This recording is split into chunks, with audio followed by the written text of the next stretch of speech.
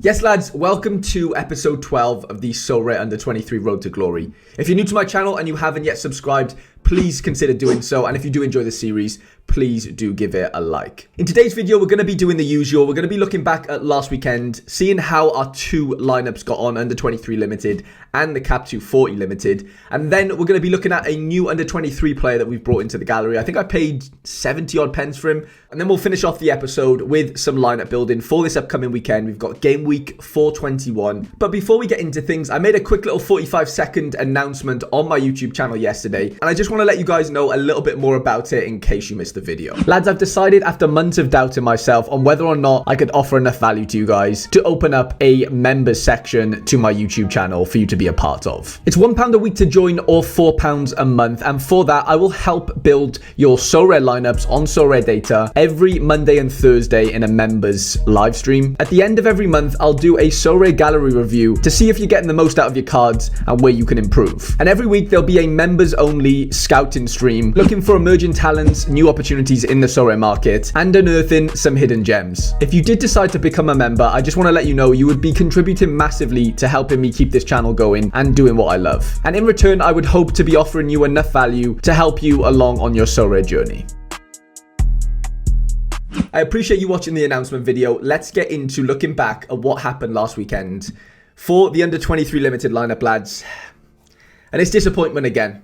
I just don't know what to say. Like, there's a running theme, you know, on this series so far, and that's failure. It just is. Like, we're just failing.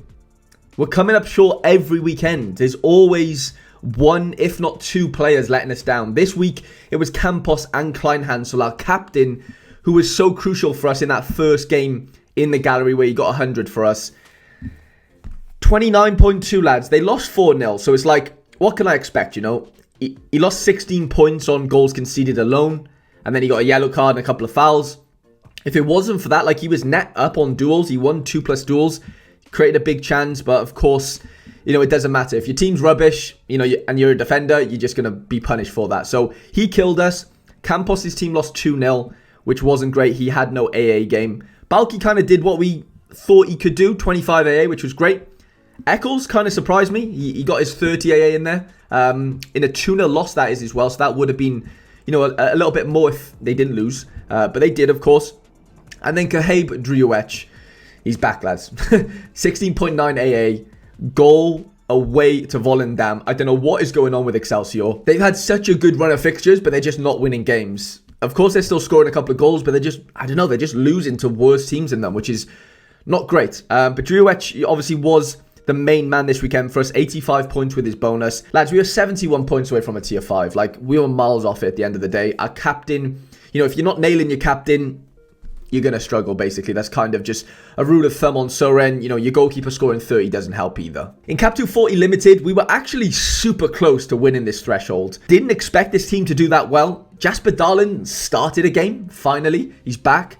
He scored 100. He got an assist away to Mechelen. I did not expect him to score that well, to be honest. And, you know, for him to get an assist as well was not in the playbook, but I think, what's that? 11 duels won, 1 interception, 2 tackles won, 5 clearances. He just had an absolute stormer, lads, at the end of the day. 100 obviously is the max score on Sorare. He achieved that. We didn't really expect it, but obviously it did help us, you know, edge towards that 280 points that we needed to get the threshold. We were 16.55 points away. You know, when Fenerbahce are beating, you know, your goalie's team 5-0, you're always up against it. You know, he had an 18 AA, to be fair, which was quite impressive in a 5-0 loss. Cham blanked, Monchu blanked, which I thought was interesting. You know, they lost the game, you know, quite bad, but I still kind of expected him to get to that maybe 20 AA mark. But regardless, he didn't. I guess conceding 5 goals, you know, 5 times 2 for goals conceded for a midfielder. That's basically where he would have got his, you know, 20 points from, I guess. And then Larson away to Girona. I didn't expect this game to be a 1-0. I thought it was going to be like a 3-4, 10-3 or whatever. Girona seemed to just score loads of goals and concede loads of goals. And so does Celta Vigo. But they unfortunately blanked. They lost the game. And we were 15 points away from our first threshold. I think this is our second time trying. Yeah, it's just frustrating. It is frustrating because we were so close, but unfortunately it doesn't matter. We didn't hit the 280 points, and it just is what it is. So lads, I mentioned at the start of the video that we have brought a new addition into the gallery in the form of Ivan Heel. I'm hoping he can take from his long-lost cousin Carlos Heel of the New York Revolution. Unfortunately, he's injured right now, so we don't want Ivan Heel to get injured, but we do want him to emulate Carlos Heel's scores. So I paid 73 pence for him 6 days ago. I bought him the day of his last game, if that makes sense. I think it was either Saturday or Sunday, where he scored this 36 at home to Levante. And it just caught my eye. I looked back and I saw that he had like a 26 AA the game before in a 2-0 loss, which I thought was really interesting. But then if we move over to SofaScore and type in his name, we can see that we've hit the jackpot. He is a set piece taker. He wears the number 10, which is, again, a recipe for success for us. Obviously, he takes set pieces. He's got 1 goal so far, 13 games played, only 10 started. He's made Team of the Week once, and I think he's got, a couple of big chances created. I don't think he has an assist yet, which is interesting. But the last couple of games are very, very nice to see. For a card that's like £1, he had 3 shots on target and 5 attempted assists in the last game. And yeah, lads, I think for the price, we didn't have much of a budget. I think we had just under £3 to spend.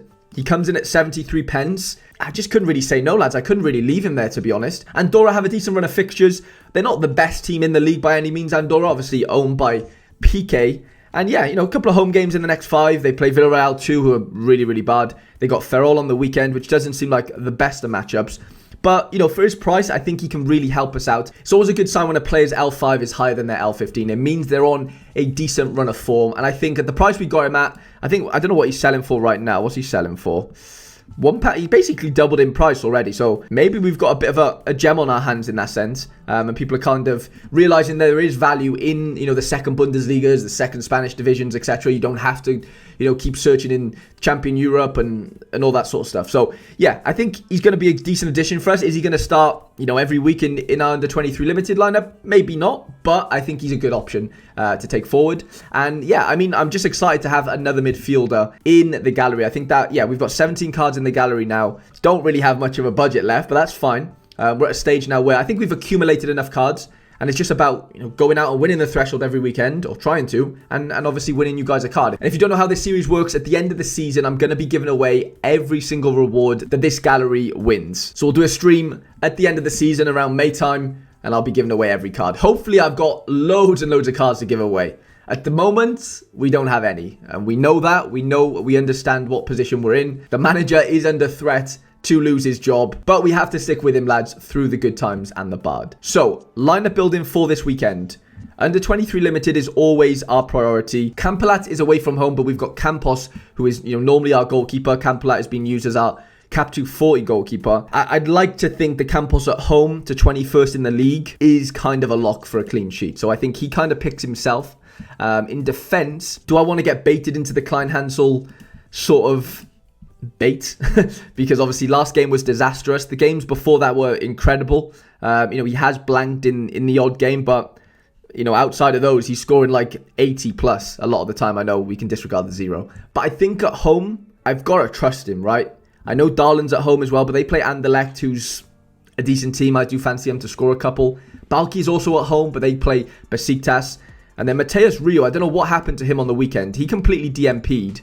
But apparently, I looked on Play Sharper, and he's down to start again. So I don't know what is going on with Mateus Rio. To be honest, he's been in and out far too much for my liking. Yes, so he's 90% now, but I just can't trust that, lads, to be honest. And all our players are playing at home, which is great, but they're all playing against good teams, which is not so great. So, I'm not expecting incredible scores here, but I do think Klein Hansel has the best chance of hitting that peak that we know he can do. We've got Eccles away to Preston, Monchu at home, Ivan Heel is away, Cham is also away. Lads, Madsen is back in the squad, on a bit of a side note, sorry. He played last game against USG, got a 19 AA in a 3-1 loss, which obviously isn't great for Westerlo, but he's playing again. So maybe he's an option. And yeah, they're away to Leuven, which actually is a good fixture. I don't know if I trust it yet. I know the Sorare data community projections aren't in favor of him starting, and that's fine. I understand the thinking, behind that. I think Eccles with his AA sort of superiority is just elite right now. Like 27 AA average last 5 is really nice. Monchu at 14, Ivan Heel at 17, which is great. Monchu does have a good fixture. I think Eccles honestly picks himself despite being away from home. I can't really not go with him. I did see Driowecz actually went off injured midweek in a cup game. Play Sharper has him down at like 75%. I'm not sure if that's been updated since that game, but I'm a little bit worried about that. And, regardless, they're playing AZ, which is, not a good matchup at all. And that's kind of why I would be inclined to go with Larson, to be honest, at home to Sevilla, who aren't great. Celta aren't great either, but I do fancy Larson to potentially get a goal here. I think Larson probably goes in there for us. And then for the extra position, I'm inclined to go with Monchu. Ivan Heel is kind of calling my name as well, just on his sort of recent form. I don't know whether there's a bias in there for me, but his cap is a bit lower, so we could potentially use him in 240. And Monchu being a 56 L15, he might not be as useful there. I think we're going to go with Monchu, lads. And then for our captain, I think Eccles might get the armband this week. With, his AA sort of game, if he doesn't get a decisive, we can still count on him to get like 20 to 30 AA. So I think that is what we're going to go with. 70 lineup strength score on Sorare data, which is okay. It's respectable. We've seen worse. We'll go into Cap 240 limited and see what we can get going here. So Campelat's obviously in goals, L15 of 40. We've got Balki, Darland to kind of choose from there. I don't want to pick Ryu. I think we're definitely going to go with Ivan Heel. I think that makes a lot of sense with his AA capabilities. And then the interesting thing is, like, do we go with Driowecz here? Because he's down to start. I can't trust Badgie to start, obviously. Duhara isn't expected to start either. So I guess we're kind of forced to go with Driowecz, which I'm not opposed to. But I'm not in love with it. If we go Darlin here, it leaves us with 47 points. What can we afford with that? We're one outside of getting Cham, which is actually quite annoying. We could obviously go and get Balki in, which I'm not totally against. Or we go Balki here, and then we go Cham. Cham has a decent matchup. They're away to Strasbourg, who aren't great, albeit away from home. Does Darland and Balki outscore Cham and Balki? Is basically what we're asking here.